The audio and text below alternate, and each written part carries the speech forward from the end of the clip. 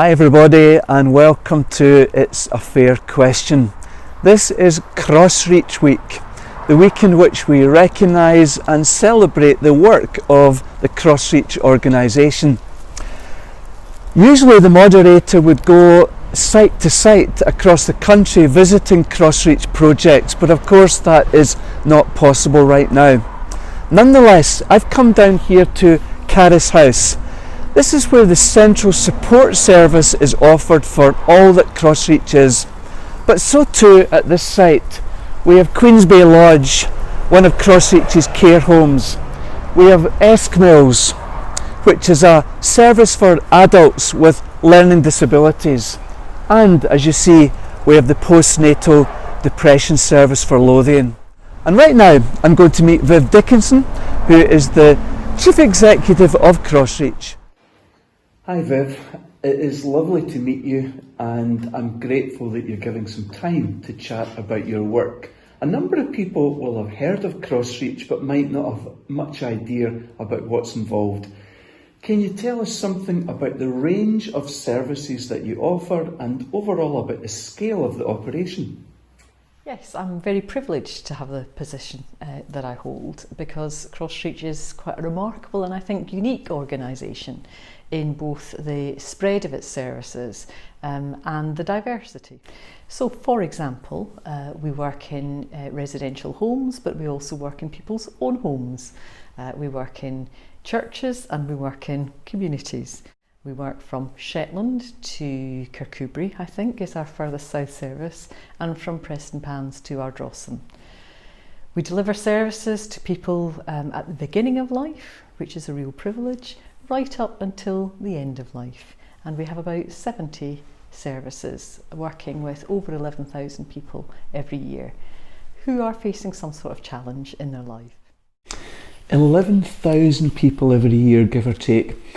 So how does CrossReach shape up in relation to, for example, governmental services? Where is it in the big scheme of things? Well, we're certainly the largest voluntary sector organisation in the country, and because of the diversity of service that we provide, we're probably the one that mimics local authority provision most. A lot of other voluntary organisations are very specialist in their nature, and we have specialisms within our services, but we are fairly unique in that early years to golden years offering that we have there. I want to talk more about some of what CrossReach does, but let me ask you first of all, how did you get into it? Where did you come from previously, career-wise, to come into this really important job? Having studied a degree in psychology at university, I didn't quite know what to do with that afterwards, and had my interest really peaked in my final year in criminal justice. Particularly in prison service, and I found that it's a bit of a locked institution, isn't it? You can't find out more really without joining. So much to my parents' horror, I joined prison service and in England and Wales and worked for about 12 years in a variety of different settings there. It's a great leveller working in the prison service. It teaches you an awful lot about human nature and human life and people's life chances. And so I guess I was just really interested in people's backstories.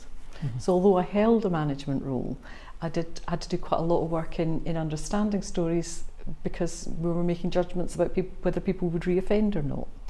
And what you found out is that really the quality of support that people have round about them, the types of relationships they have, the type of support they have when they go out of prison, can really affect people's chances of reoffending or choosing a different path for themselves. So Viv, you've been working as the Chief Executive of CrossReach, things going along, and then comes March 2020 and the COVID pandemic. How did that affect things at the time? What were your initial responses trying to keep services going in the light of what we were all facing? I think what was really difficult was the level of uncertainty at the beginning of that. So while we knew that this COVID pandemic was on the way, actually organising something like CrossReach to be able to face up to a pandemic is quite a complicated task, and there's lots of guidance have come out, really helpful guidance has come out from government on all sorts of things. But because we work with children's services and we work with adult care services and we work with older people's services, all the guidance had to be looked at individually and then transferred into all of the settings. So we had things that were needing to be kept going because they're 24-hour-a-day services and people absolutely rely on them. And then there were services that we had to step back from, couldn't deliver them face-to-face, for example, the counselling services and some of our day provision. And then the worry, of course, that by stepping back from face-to-face services, people weren't getting the support that they need. People come to us for a reason. They're in a challenging circumstance. They've usually under high anxiety or stress at some point in their lives. And so stepping back from offering them a service is really going to affect their life in some way. So we had to think about how we could adapt and change very, very quickly in order to protect the people who are in 24-hour services and our staff, but also equip them with a new way of working that would help them to stay connected in care homes with families, for example, that couldn't visit, but also in the day-to-day services, the community services, to be able to help staff to communicate with the people that they normally support. And that could be anything from addiction services, homelessness services, mental health services, learning disability services, masses of numbers of people needing support over that time. I remember we met in March, and on the day we met you were scrambling around, you and staff, trying to get hand sanitizer, supplies of PPE and so on. So there was the very practical provision. But as the pandemic began to wear on, and we all know now that within the care service, care homes were at the epicentre. How were CrossReach's care homes affected by the pandemic? I think care homes across the country were all affected in some way by this pandemic, either whether they had an outbreak of COVID or not. So just keeping people safe, ensuring that all the PPE was in there, helping to staff to overcome their anxieties about going to work. I mean, they were working in hardly charged environments. While other people were keeping themselves safe at home, we were asking our staff, requiring them really, to go into their workplaces. And without the type of family support that's normally around, care homes are people's homes. Families are welcome in them, and it's great to have families around. They add something very much to the life of a care home. But actually, with family visits ceasing altogether, care staff even more had to step into a family role and try and keep these connections going, but also offer comfort to people who might be anxious about not seeing family. So we had all of that going on, and of course where we were managing outbreaks in some of the services, that added a particular level of anxiety and difficulty, just to make sure that we were doing all that we could in terms of infection control. Really concerned about our staff well-being at that point, and we've done a lot of work on trying to make sure that staff were well enough connected with support, because it's taken a huge toll on them. They were working long shifts to stop agency workers coming in some circumstances. They really were feeling that anxiety, that pressure of being family as well, and worrying about potentially even taking infection back home. So we've had to do a lot of work just trying to support our amazing staff in terms of their own mental health and well-being at this time. You just use the phrase amazing staff, and anytime I speak to you, you can't say enough about the folk that work with you at CrossReach. Tell me about some of the folk who work for CrossReach. Well, we've got 1,700 paid staff in total in a variety of roles, and up to 500 volunteers at any one time. And they do an amazing job day in, day out. So we have but perhaps we have amazing staff throughout the organisation, but what's really incredible is the number of staff that we have who come and train with us and stay for such a long time. It's the high turnover usually in social care, but we form really good relationships and we have some of the lowest turnover in the sector. So that tells you something about the commitment and energy that the staff bring to this role. What's quite amazing is when we see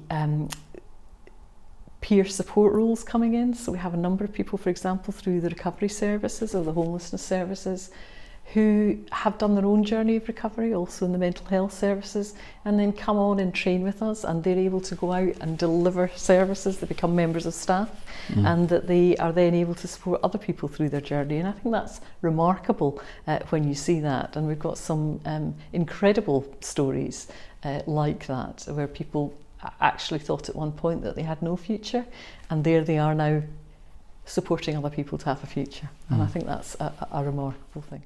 It is indeed. I wonder always when I'm chatting with someone like yourself in a role like you fulfil, there must be a huge sense of responsibility for all of this happening, not least within this pandemic period. How good are you, or otherwise, at closing your office door at 5 o'clock and walking away and relaxing, or does it become all-consuming?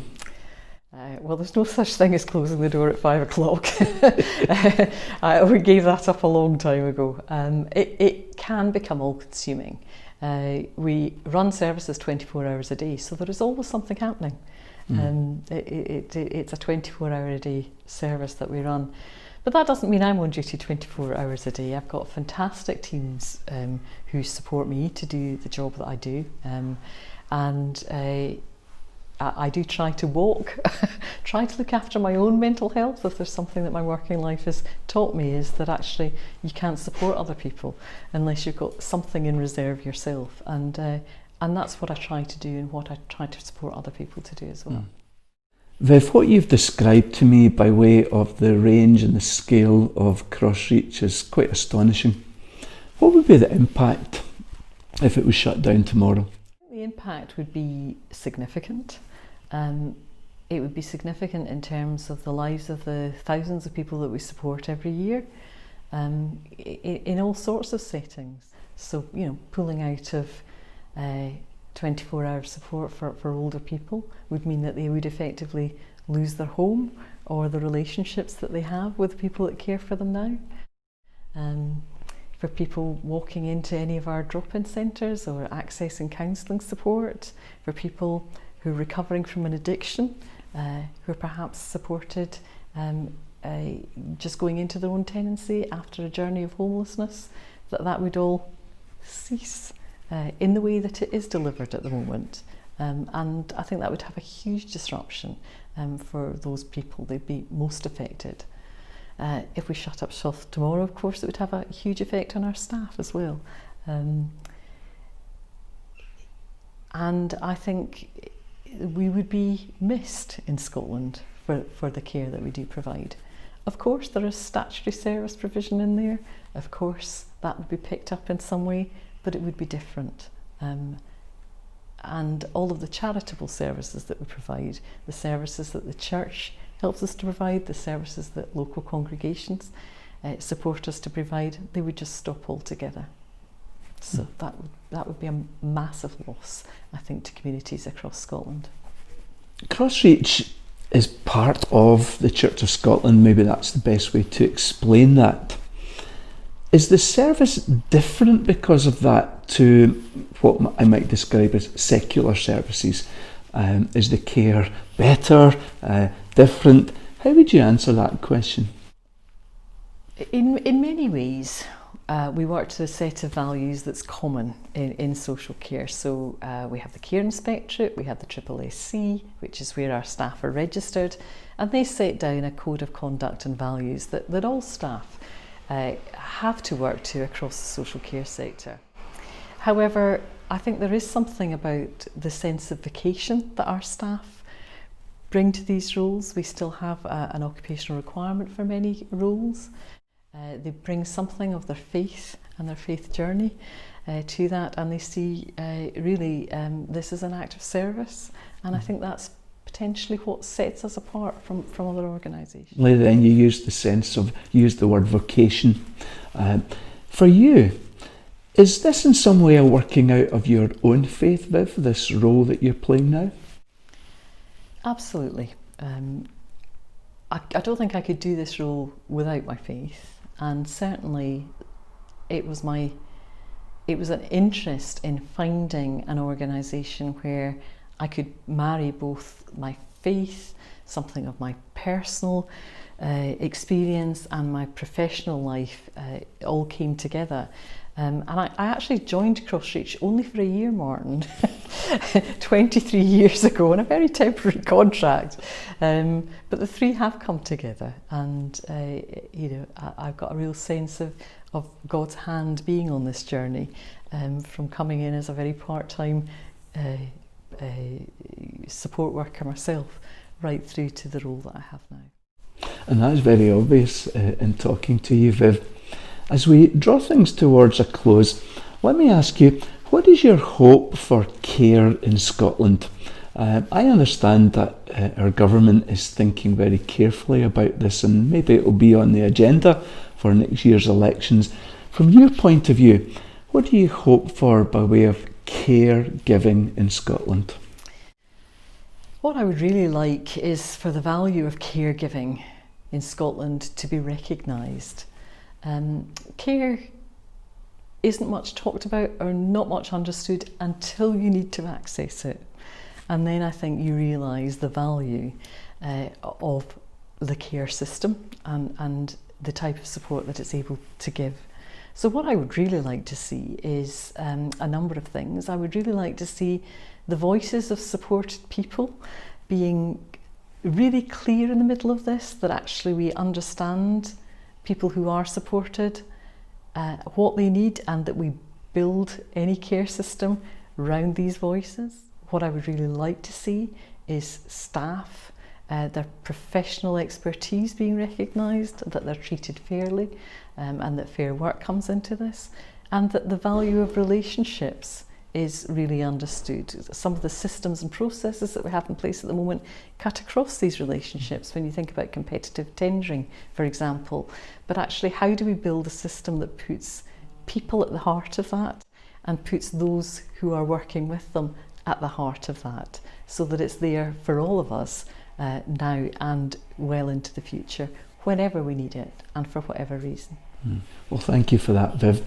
Let me say as we close then that I want to assure you of my own prayers for you and for CrossReach, and that as you go forward in very challenging times, you can depend on the support of the church and all of that. Thank you, Viv. Thank you.